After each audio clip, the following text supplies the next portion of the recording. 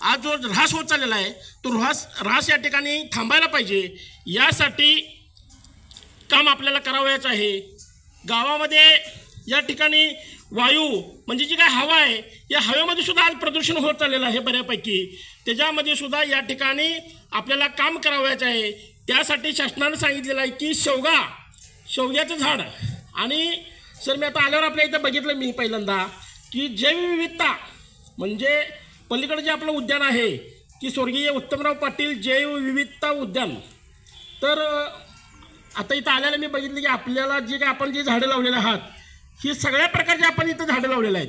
म्हणजे एक प्रकारचं जैवविविधता म्हणजे गावात कुठंतरी गेलं तर एका दुसरं झाड एकाच पद्धतीची झाडं आपण लावू शकतोय, पण आपल्या इथं बघितलं तर सगळी झाडं या ठिकाणी आपण लावलेलं आहे। म्हणजे याचा अर्थ काय की आपण जैवविविधता म्हणजे जे वातावरणाला पाहिजे आहे ती सगळी झाडं या ठिकाणी आपण लावलेली आहात।